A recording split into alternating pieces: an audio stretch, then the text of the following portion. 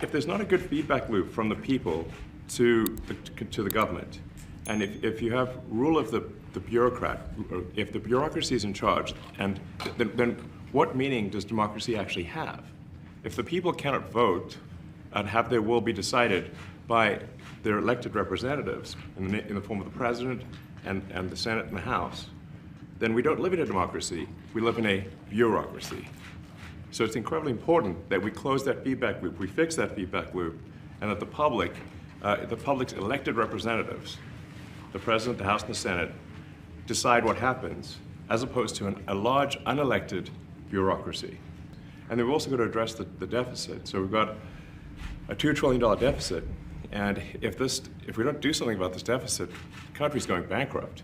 I mean, it's really astounding that the interest payments alone on the national debt exceed the Defense Department budget, which is shocking, because we spend a lot of money on defense. But if that just keeps going, we're essentially going to bankrupt the country. So what I really want to say is, like, it's not optional for us to reduce the federal expenses. It's essential. We do find it sort of rather odd that there are quite a few people in the bureaucracy who have ostensibly a salary of a few $100,000, but somehow manage to accrue tens of millions of dollars in net worth while they are in that position, which is, what happened at USAID. We're just curious as to where it came from. Maybe they're very good at investing, in which case we should take their investment advice, perhaps. But just there seems to be mysteriously they get wealthy. We don't know why. Where does it come from? And I think the reality is that they're getting wealthy at the taxpayer expense. That's the honest truth of it. So, we're looking at, say, if you look at, say Treasury, for example, basic controls that should be in place, that are in place in any company, such as making sure that any given payment has a payment categorization code, that there is a comment field that describes the payment, and that if a payment is on the do not pay list, that you don't actually pay it. None of those things are true currently. We're really just talking about adding common sense controls that should be present, that haven't been present. So you say, like, well, how could such a thing arise? That seems crazy. When you understand that really everything is geared towards complaint minimization, so then you understand the motivations. So if people receive money, they don't complain, obviously. But if people don't receive money, they do complain. And the fraudsters complain the loudest and the fastest. So then when you understand that, then it makes sense. Oh, that's why everything they approve all the payments at Treasury.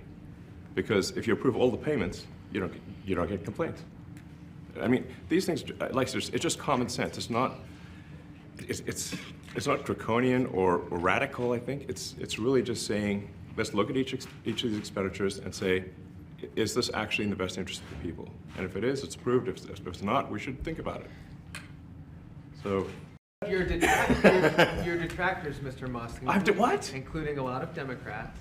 I have detractors? You do, sir. I don't believe it. Say that you're orchestrating a hostile takeover of government and doing it in a non-transparent way. What's your response to that criticism? Well, first of all, you couldn't ask for a stronger mandate from the public. The public voted, we have a majority of the public voting for President Trump. We won the House, we won the Senate. The people voted for major government reform. There should be no doubt about that. That was on the campaign. The president spoke about that at every rally. The people voted for major government reform, and that's what the people are going to get. They're going to get what they voted for. And a lot of times, people that don't get what they voted for, but in this presidency, they are going to get what they voted for. And that's what democracy is all about. Mr. Musk, the White House says that you will identify and excuse yourself from any conflicts of interest that you may have. Does that mean that you are in effect policing yourself? What are the checks and balances that are in place to ensure that there is accountability and transparency? Well, Well, we actually are trying to be as transparent as possible. In fact, our actions, we post our actions to the DOGE handle on X and to the DOGE website. So all of our actions are maximally transparent. In fact, I don't think there's been, I don't know of a case where an organization has been more transparent than the DOGE organization.